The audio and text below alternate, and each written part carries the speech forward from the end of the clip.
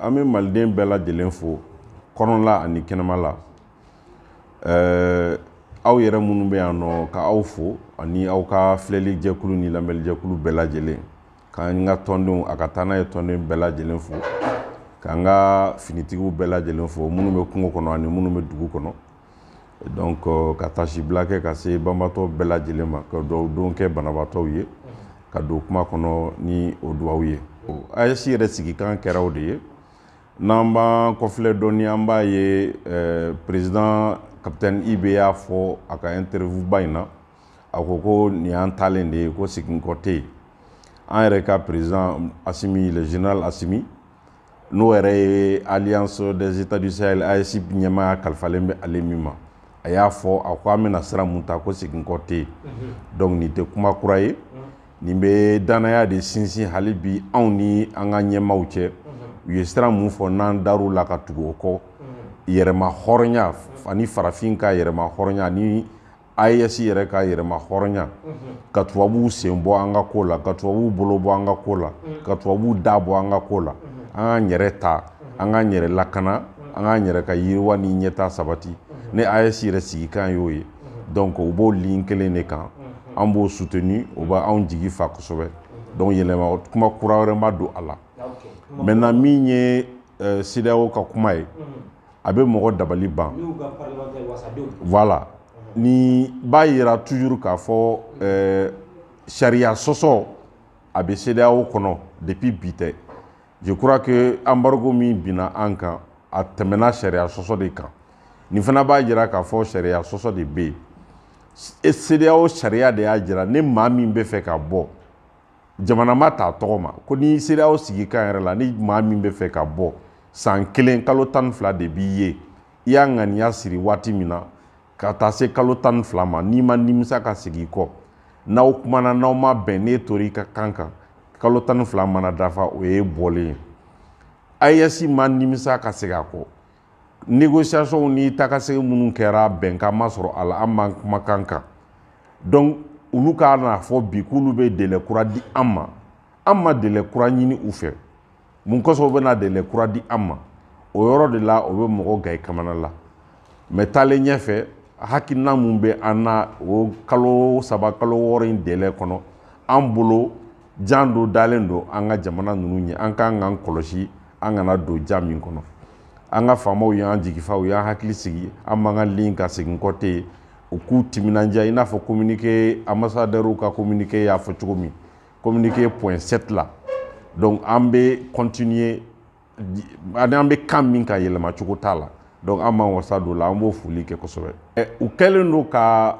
tagabolo dɔ de ta ka maaw papa ka maaw ja tigɛ ka maaw ja lasiran bɔli ko in ɲɛ. An ɲɛ bɛ communiquant caman na sisan nɔ u bɛ k'a jira k'a fɔ an n'an bɔra kɔlɔlɔ dɔrɔn de b'a la nafa ka dɔgɔ. Mais an bɛ mun faamuya nin an kan ka mun faamuya nin ko in kɔnɔ. CEDEAO ni AES ni bɛɛ bɛ jamana sigiyɔrɔ kelen la n'o bɛ wele ko Ouest Africain farafinna tilebin bolo dugukolo an bɛɛ jɛlen don o de la. Donc dugukolow tɛ fara ka bɔ ɲɔgɔn na mais jɛ ka baara ani kunkilennaw de tɛ kelen ye. An y'a ye ko an ka nafa tɛ CEDEAO sigi la. Ko CEDEAO bɛ maa wɛrɛ de tɛgɛ kɔnɔ n'o ye Faransɛ ye a n'a jɛɲɔgɔn olu de bɛ ka CEDEAO labaara. O misaliya ye jumɛn ye Macron y'a fɔ Mali transition daminɛ k'a bɛ CEDEAO président wele n'o tun ye Nana Akufo-Addo ye ko ka embargo bin Mali kan. An y'a ye o embargo binna Mali kan ka CEDEAO sariyaw sɔsɔ. O b'a jira k'a fɔ CEDEAO t'a yɛrɛ ma CEDEAO bɛ mɔgɔ wɛrɛ de bolo kɔnɔ ka a mayɛlɛma u ka nafa ɲinini kan. Donc anw jamana saba Mali Niger anw de kungo ye kelen an n'u ka gɛlɛyaw ye kelen ye an farala ɲɔgɔn kan an ko an b'an sen bɔ CEDEAO la. Mais jamana kɔnɔdenw ni jamana mun bɛ ani ɲɔgɔn sigiɲɔgɔnya mun bɛ ani ɲɔgɔn cɛ o tɛna tigɛ o ye an ka AES ɲɛmɔgɔw ka hakili jumanya de ye. Donc CEDEAO mɔgɔ diyagoya ni anw bɔra CEDEAO kɔnɔ o ye CEDEAO ko bannen ye Faransi tɛ fɛ CEDEAO ko ka ban. Donc nin ye piège de dalen ye k'a yira k'a fɔ i n'a fɔ u bɛ jamana kɔnɔdenw ka intérêt la mais en réalité u bɛ u yɛrɛw de ka intérêt la parce que AES jamana de bɛ nin jamana tɔw bɛɛ labalo fɛn min tɛ ka yira population na o y'o yɔrɔ de n bɛna min f'i ye Côte d'Ivoire ministre wa amado député dɔ ma bɔ ministre dɔ bɔra ka kuma député bulon na k'a yira u la Mali jɔyɔrɔ ye mun ye Côte d'Ivoire ka sɔrɔ n'a ka nafa la bɛɛ bɔra o kalama n'i y'a mɛn ko port b'i ka jamana kɔnɔ dɔ de bɛ baara kɛ n'i ka port ye Sénégal port maa si t'i baara kɛ ni Sénégal port ye ni Mali ni Niger ni Burkina tɛ Sénégal sigiɲɔgɔn fɛn fɛn bɛ port bɛɛ b'a bolo si mago tɛ Sénégal ka port la n'i taara Côte d'Ivoire sigiɲɔgɔn bɛɛ port de bɛ yen nɔ maa si t'i baara kɛ ni Côte d'Ivoire ka port ye ni Mali ni Niger tɛ n'i taara Ghana port AES jamanaw de b'a labalo Benin port AES jamanaw de b'a labalo Togo port AES jamanaw de b'a labalo donc n'i y'a mɛn k'i bɛ ka gɛlɛya siri anw na o y'a ye i ka nafa de tɛ anw bolo an ka kan k'a faamuya de k'a fɔ olu de mago b'an na bi ka tɛmɛ an mago bɛ u la bi parce que u ka sɔrɔ sinsinnen don an ka sanni feere de la an ka taga ni ka segin mun b'an ni ɲɔgɔn cɛ donc an kan k'an yɛrɛ jɔyɔrɔ dɔn tubabuw bɛ min ɲini an fɛ o y'an ka dugu jukɔrɔ nafolo ye o bɛ yan u ka laɲini tɛ dɔwɛrɛ ye k'an ka fagaw ninnu fiyɛkɛ ka fanga ninnu dafiri pour que u ka se k'u sago sɔrɔ politikimɔgɔw ka sira kan u n'olu minnu bɛ bɛnbɛnbɛnw kɛ u n'olu minnu bɛ bɛnkanw kɛ u ka nafa intérêt kama ka sɔrɔ population ka intérêt t'a la donc an kan ka min faamuya a ko kɔnɔ jan dɔ de dalen don ka kumakan dumani fɔ ka an kɛ n'a fɔ an bɛ nimisa ka to CEDEAO kɔnɔ mais en réalité a bɛ dabiri anw de da la bon an bɛ min faamuya o la dɔrɔn AES ye population faso jama olu ka intérêt de lajɛ parce que an bɛ baara fɛn fɛn min na faso jama ka nafa n'a ka bɔnɔgɔla ni yiriwa laɲinini de don baara in bɛɛ kun ye population ka hɛrɛ de donc an tɛna gɛrɛntɛn ta ka u sɛgɛrɛ o hakilina de nana ni nin fiɲɛ bɔda nin ye k'a jira k'a fɔ ko farafin n'a ka kelenya an b'o o de sira kan donc da yɛlɛlen don bɛɛ ye an sigilen bɛ ka o de makɔnɔ a mana kɛ cogo o cogo an bɛ min wele ko relation bilatérale AES ni CEDEAO bɛna laban o de ma parce que u ka nafa de bɛ anw bolo an fana bɛ tɛmɛ n'u ka port minnu ye donc diyagoya ye an bɛ tɛmɛ ni o baaraw ye relation bilatérale ani ɲɔgɔn cɛ donc waati nataw la bɛɛ k'i yɛrɛ ta maintenant ni bɛɛ y'i yɛrɛ ta bɛɛ b'i dama dɔn maintenant an kan ka se ka minnu dilan an ni ɲɔgɔn cɛ an bɛ segin ka kuma o kan mais population kɔni fiɲɛ bɔda kɛlen don anw kɔni ka côté la population ka taga ni ka segin na bon sommet résultat kɔni CEDEAO y'a di dɔngɔ de fɔ u tɛ fɛ k'a fɔ jɔn kɔnɔla an dɛsɛra olu yɛrɛ de nana délai di an ma délai ɲini u fɛ o ne négociation ko don kalo 12 kɛra négociation na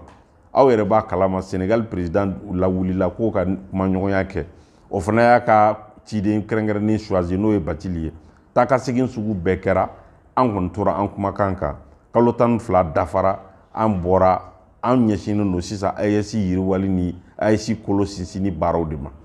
maintenant n ye min fɔ kuma dɔ in na diyagoya ye AES ni CEDEAO de bɛna sigi ka fɔ kɛ relation bilatérale mais an kɔni tɛ CEDEAO ko kuma la bilen a réformer a ma réformer o an kɔni sen tɛ o la bilen maintenant CEDEAO jamanaw ka intérêt tɛ kelen ye voilà pourquoi Côte d'Ivoire ministre bɔra ka Mali jɔyɔrɔ fɔ députéw ye o kɔrɔ k'u k'u hakili to o yɔrɔ la aw bɛna gɛrɛntɛ mun laba aw kɔnɔ aw ka hakili to nin yɔrɔ in na Mali jɔda bɛ port Sénégal port la embargo waati la o y'a fɔ comme 66 milliards ou bien comme une milliard u y'o fɔ ka da bɛɛ ɲɛna 69 milliards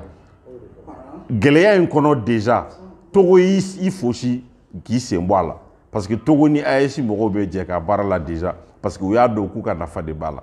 Béninois ye embargo min sigi Niger kan a kɔlɔlɔ jana a ka bin Niger kan a nana bin Benin yɛrɛ de kan f'u laban obligera ka frontière dayɛlɛ ni u yɛrɛ et donc u ka nafa de bɛ anw fɛ f'an k'o de dɔn an kan k'an jɔ an jɔyɔrɔ la k'an kantigɛda jira maintenant n'u nana u ka nafa nɔfɛ an fana mago bɛ min na an b'o fɔ an bɛ bɛn ko dɔ la en tant que AES et en tant que CEDEAO mais an tɛ sira kelen kan mais u t'a bali ko an tɛ se ka jɛ ka baaraw kɛ ɲɔgɔn fɛ n'i y'a ye an b'a fɔ ko Assimi ka taa n'a ye o ye yɛrɛma hɔrɔnya ani farafinya donnen b'a la n y'a fɔ kuma daminɛ la ka tubabuw sen bɔ an ka ko la k'u bolo bɔ an ka ko la k'u da bɔ an ka ko la an jamana saba min ka nafa ye kelen an minnu ka gɛlɛyaw ye kelen ye an ka tɛgɛ di ɲɔgɔn ma an y'a ye k'a fɔ an tɛna nafa sɔrɔ tubabu jɔnya la o donc o de nana ni AES créeli ye AES bi a bɛ population de kɔ i ye cɛkɔrɔba minnu fɔ i ye faso jama min ye AES bɛ anw de kɔ la bi o de kama an ko k'an bɛ an ka ɲɛmɔgɔw kɔkɔrɔma don u ka taa n'a ye parce que an ye fɛn min ye an ma deli k'a ɲɔgɔn ye sira bɛɛ lajɛlen fɛ a ma fɔ ko hɛrɛ bɛ bɔ sanfɛ ka cun tile kelen mais a bɛ labɛn dɔɔni dɔɔni de tubabu bɛ fɛn fɛn min ɲini diɲɛ nafolo la a dugujukɔrɔ nafolo a bɛɛ bɛ AES jamana kɔnɔ i ko ko sanu i ko ko pétrole i ko ko gaz i ko ko uranium i ko fɛn o fɛn téléphone bɛ dilan ni ordinateur bɛ dilan ni fɛn minnu ye dugujukɔrɔ nafolo minnu ye a bɛɛ bɛ anw fɛ yan nɔ jiw bɛ anw de fɛ yan nɔ baganw bɛ anw de fɛ yan nɔ donc o de kama an kan ka wuli k'an jɔ k'an ka développement n'an ka yiriwali an ka ta an yɛrɛ tɔgɔ la o de ye AES sigikan ye o de y'a to fanga bɛ bi population na ka tugu an ka ɲɛmaaw nɔfɛ lithium min dayɛlɛlen filɛ nin ye an b'a ɲini nin ka kɛ a daminɛlen ye je sais que caman bɛ sanu la mais mɔgɔw k'a dɔn k'a fɔ ko wɛrɛ bɛ yen min tɛ sanu ye o nafa yɛrɛ bɛ se ka giriya ka tɛmɛ sanu kan. u ko k'a nafa ka bon ni sanu ye. mais bien sûr dɔw wɛrɛ fana bɛ yen nɔ min t'o si ye ne pétrole bɔli daminɛra Niger y'a daminɛ déjà uranium bɛ Mali la a n'a fɛn tɔw hali engrais phosphate min bɛ Mali la bɛɛ b'o kalama phosphate d'éthylensi bɛɛ b'o kalama a ɲɔgɔn tɛ diɲɛ jamana si kan a bɛ bien sûr n'i taara jamana nin kelen o kelen kan Burkina fara Niger kan sanu bɛ yen ni sanu tɛ yɔrɔ min na uranium bɛ yen aw bɛ Niger uranium ko kalama donc Mali lithium ko dalen filɛ nin ye a tɔw bɛ yen nɔ mais n'an ma kɛ an yɛrɛ ma hɔrɔn ye tubabu de bɛ n'a nafa ta kɛlɛ fɛn fɛn b'an kan bi o ye k'an ka fanga ninnu jasi k'u fɛgɛya pour que baara ka se ka kɛ tubabu ta ye ka kɛ misi ka dabasama ye ni ɲɔ sɛnɛna misi tɛ se ka dakuruɲa kelen ta ɲɔ la donc ala k'an kisi o ma o de kama faso jama wulilen don k'a fɔ ko vraiment nin fanga ninnu u ka taa n'a ye pour que vraiment yiriwa ni yɛlɛma bɛ se ka don an ka fasow kɔnɔ tubabu tɛ se ka ɲɛ anw kɔ tubabu tɛ se ka balo ni anw tɛ tubabu mago bɛ fɛn fɛn min na o bɛ anw de fɛ yan Air France ka voyage hali n'i tɛ mɔgɔ min tɛ économiste ye n'i sigi k'a calculer i b'a dɔn o bɛ min sɔrɔ wala o tɛ min sɔrɔ an ka bɔ yen an ka na Canal Plus la télévision mun b'an bɛɛ ka so n'i y'a ta 1000 kalo la a bɛ du joli kɔnɔ a wari bɛ taa yɔrɔ jumɛn tubabu ta de don téléphone mun b'an bolo an bɛ unité minnu san Orange Mali a wari ni fɛnw mana fara ɲɔgɔn kan a bɛ taa yɔrɔ jumɛn et donc il faut k'an ka kɛ an yɛrɛ ma hɔrɔn ye de le fait que an ye tubabu bolo bɔ an ka ko la tubabu jugu kalikan ye minnu ye n'o ye Rusiw ye ka gɛrɛ olu la o balawu de bɛ yen nɔ bi CEDEAO yɛrɛ bi n'u y'a sɔrɔ u bɛ coup d'état kɛ o CEDEAO mɔgɔw yɛrɛ ye coup d'état kɛlaw de ye n'u ma coup d'état kɛ constitution kɔnɔ u bɛ coup d'état kɛ physiquement jamana ninnu dafirili de b'u kɔnɔ o de kama an ko nin Mali kalo 6 mun dilen filɛ nin ye piège dɔ de b'a kɔnɔ mais peut-être taalen ɲɛfɛ an da bɛna se a ma sariya tɛ latigɛ dɛ a bɛ constat de bɛ kɛ k'a fɔ bɔn délai min tun fɔra a banna karisa taara hali an yɛrɛ ka furusa la an ka furusa yɛrɛ ta sariya yɛrɛ la n'i taara séparation na tribunal la san 1 de bɛ di i ma ni san 1 dafara e ma nimisa ka segin muso ma nimisa ka segin e ma san 1 mana dafa juge bɛ papier de kɛ dɔrɔn k'a jira ko furu sara bɛɛ bɛ t'i ka sira fɛ o bɛ yɔrɔ min na ni sariya talen don o de kan kalo 12 dafara anw taara an t'an kɔfilɛ an tɛ sɛbɛn minɛ an tun kan ka min kɛ an y'o kɛ sariya latilenna mais n y'a fɔ kuma daminɛ la n ko CEDEAO ye sariya sɔsɔ tɔn de ye u ye sariya sɔsɔ ka embargo bi Mali kan u filɛ nin ye tugun u b'u yɛrɛ ka sariya sɔsɔ ka kalo 6 di ko ka négociation kɛ mais u bɛ ka ɲina min kɔ anw tɛ négociation na anw taara c'est sans retour c'est irréversible o fɔra k'o jɛya bɛɛ ye donc u b'u yɛrɛ de ye u tɛ anw ye signataire du 31 mars olu ye jɔnw ye minnu ko transition banna 26 mars la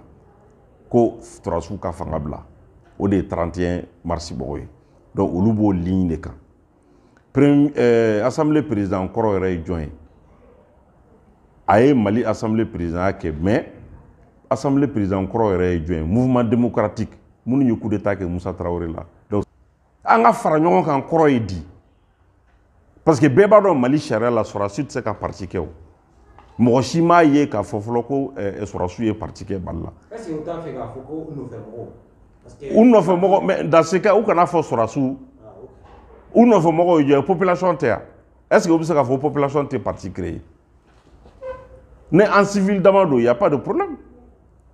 Mais olu ka fara ɲɔgɔn kan, ça veut dire que u bɛna force dɔ de kɛ genre 91 force ɲɔgɔn.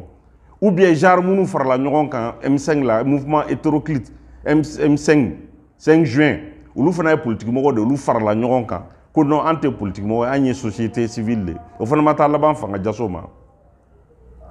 o de kama ko nin fɛn ninnu bɛɛ lielen don ɲɔgɔn na premier ministre assemblée président kɔrɔ UMOA député tun tɛ yan a ye san joli kɛ UMOA la Abuja donc UMOA CEDEAO ninnu bɛɛ ka hakilinaw de ye kelen ninnu bɛɛ ye farafin tubabu jɔnw de ye politique de don u yɛrɛ ɲuman na ko ka fanga ɲini ka fanga mara fɛɛrɛ fɛn fɛn bɛ se ka kɛ ka fanga ɲini u bɛ taa n'o sira de mais hakilina mun bɛ anw na an ka sɔrɔsiw an b'a f'u ɲɛna u kana penser tile kelen ka parti sigi kana penser tile kelen ka parti sigi Musa Traoré parti sigi 80 Musa Traoré parti sigi UDPM 78 o de kɛra Musa Traoré ka erreur ye parce que u tilala ka na Musa Traoré kɛlɛ ni o parti de ko parti unique. Sinon Musa Traoré san 10 de kɛ transition na 68 78 CMLN de tun bɛ yen nɔ a ye constitution falen 74 ka UDPM créé depuis UDPM créé kɛlɛ daminɛra donc n'a bɛ sɔrɔsiw kɔnɔ kana parti sigi tile kelen u bɛ mission min na sauvegarde de la patrie o kalifalen don armée de la o de kama an ko faso jama min ka hakilina ye o ye an ka fara ɲɔgɔn kan fanga ka to armée bolo u ka taa n'a ye fasodenw fɛla ye o de ni jiginna population kɔnɔ bi hakilina mun bɛ yen o ye o de sɔrɔsiw kana fanga ɲini ni ne ye Asimi ye ne bi ne bɛ bɔ ne b'a fɔ politique mɔgɔ bɛɛ ɲɛna ne tɛ fanga bila ne tɛ n ka tenue bila kelen ne tɛ campagne kɛ ne tɛ kɛ candidat ye parti tɛ n bolo an ka mission ye de ka jamana wuli ka jɔ a sen kan n'an tilar'o la don min na a bɛ kun cɛ ni élection ye o ka fɔ bɛɛ ɲɛna ko élection politique tɛ yen 2025 ni avant ni après ni mission de sauvegarde de patrie banna don min na fanga bɛ na kun cɛ ni élection ye ne maa min y'a ta o tigi bɛ sigi fanga la que ça soit clair pour tout le monde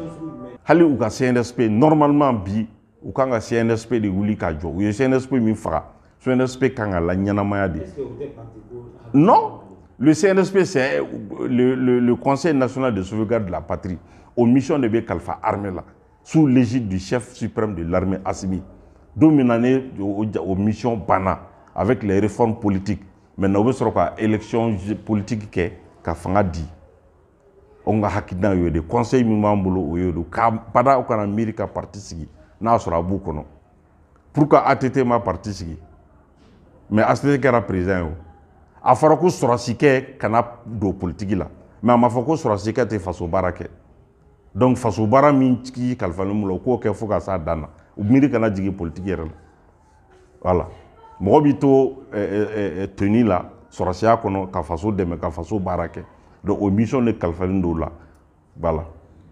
je veux dire que ATT ye hakilina min sɔrɔ a ma sɔn ka parti créer parce que a b'a dɔn piège de don o de kama ATT ma parti créer il est venu en tant qu'indépendant maintenant o situation fana ni 2024 situation tɛ kelen Mali bɛ crise mun kɔnɔ menace mun bɛ jamana in kan i bɛ taa dɔɔni dɔrɔn CEDEAO ni Faransi ka ni mouvement ninnu bɛɛ lajɛlen ani partout ka wulikajɔ min bɛɛ lajɛlen ni bɛɛ faralen ɲɔgɔn kan cogo cogo avant janvier 28 janvier avant que 12 mois in délai ka se CEDEAO AES jamana in kelen ka bin ou bien a jamana dɔ ka bin ou bien a jamana bɛɛ ka bin o de ye Faransi ka intérêt ye maintenant relation minnu b'u bolo u b'o bɛɛ de bila en jeu don o don aw bɛ tentative de coup d'état ko kuma don mɛn o ma daminɛ sisan na o donc nin bɛɛ kun ye de nin ta in kɔnɔna la AES kana se ka yɛrɛ sɔrɔ cogo si la ka bɔ CEDEAO kɔnɔ parce que tubabuw ka nafa de bɛ servir ni CEDEAO ye donc analyse minnu b'an bolo globalement nin bɛɛ lajɛlen bɛ taa dɛn ɲɔgɔn de la il faut que sɔrɔsiw k'o de jateminɛ u ka to u ka ligne kan sauvegarde de la patrie u ka politique mɔgɔ bɛɛ rassurer an tɛ fanga ɲini na an tɛ élection ko la n'an ka mission banna tuma min na an bɛ élection kɛ ni min gagnera a bɛ di o ma c'est clair pour tout le monde min ye AES ye AES bɛ taa an tɛna bɔ CEDEAO la temps ko t'o la négociation ko t'o la o y'o ko bannen c'est clair et net. Premier ministre kɔrɔ politique kumaw don. Ne y'a jateminɛ premier ministre mun bɛ yen bi ministre de l'administration territoriale ne parti bɛ créer récépissé jɔn de b'a signer ale de b'a signer ale de bolo b'a la ale de bɛ demande reçoit ale de b'a traiter ale de b'a signer n'a mɔgɔ min b'a signer ne ko 66 de don est-ce que mɔgɔ bɛ se k'o sɔsɔ an kɔni ka analyse la mɔgɔ tɛ se k'o sɔsɔ maintenant n'i bɔra o kɔnɔ ka na assise ko kuma la assise ye recommandation de kɛ laɲini maintenant laɲini ninnu kan ka yɛlɛma de ka kɛ sariya kisɛw ye ka don jamana baara kɔnɔ n'i ma fili n'i ma ɲinɛ fo bi nin sigiyɔrɔ in na ne hakili t'a la k'a fɔ parti politique dɔ ka bɔ a la ou bien a ka dan 4 ma recommandation mun kɛra assise la je pense que juste fo bi a ma taa assemblée la fɔlɔ ka kɛ sariya baara ka kɛ n'a ye donc o b'a permettre hali bi ka taa parti kura créer n'i y'a condition rempli i bɛ se ka parti kura créer maa si tɛ se k'a yira k'a fɔ ko assise ka recommandation min fɔra k'a taara CNT la k'a kɛra sariya kisɛ ye ko jamana bɛ baara n'a ye donc ne bolo nin kuma in tɛ sɔsɔli kumaw ye quoi mais politique mɔgɔw bɛ se ka kuma bɛɛ fɔ parce que a bɛ taa waati min na a ko ale bɛna wulikajɔw kɛ cogo bɛɛ lajɛlen na maa bɛɛ lajɛlen fɛ a tɛ maa bɔ maa la donc juguw ni ɲinw bɛɛ fara ɲɔgɔn kan peut-être que o hakilina de bɛ na ni nin kuma ninnu ye ka mɔgɔw lasika ka mɔgɔw la douter dɔɔni sɔrɔsiw ka taabolo la après o kuma kelen de bɛ na sɔrɔ assemblée président kɔrɔ ka kuma kɔnɔ n'a ko sɔrɔsiw bɛ ka parti créer donc an b'a bɛɛ filɛ ni filɛ cogo kelen de ye k'a bɛɛ bila ligne kelen de kan donc politique mɔgɔw u tɛ transition fɛ u ma deli ka kɛ transition fɛ wa u tɛna kɛ transition fɛ donc il faut que an ka mɔgɔw ko o de jateminɛ ka baara kɛ ni a ye non kuma wɛrɛ tɛ yen nɔ ka foli kɛ aw yɛrɛ ye ka tila ka jamana faso jama vraiment an ka an hakili to an faso la an k'an ka ɲɛmaaw dɛmɛ ɲɛjugu ani ɲɛɲuman an k'an janto juguw b'an kɔ u wulilen don ɲɛjugu ani ɲɛɲuman n'o ye tubabuw ye u n'u dɛmɛ ɲɔgɔn an bɛ mun fɔ ko sokɔnɔ juguw a bɛ yen donc fo ka filɛli kɛ ka janto kɛ an ka se ka an ka fanga ninnu kɔkɔrɔba don AES ko ka sinsin AES ko ka don ba la yɛrɛma hɔrɔnya min ko fɔra an bɛ se k'o sɔrɔ cogo min na baaraw daminɛra a kɔtaw bɛ yen nɔ min tɛ nin si ye compagnie aérienne ko kumaw fɔra pétrole dingɛ ko kumaw fɔra comment on appelle ça usine uranium nucléaire civil mun bɛ courant di olu kumaw bɛɛ fɔra raffinerie ko kumaw fɔra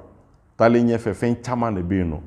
mais nin bɛɛ tɛmɛnen kɔfɛ réforme politique ni institutionnelle mun bɛ sen na nin bɛɛ de bɛna jamana ɲɛda kura di n'o bɛ wele ko Mali kura baara min daminɛra ka se ka sinsin an ka hakili to an ka faso jama la an ka jamana in soutenu an ka kɛ an ka jamana fɛ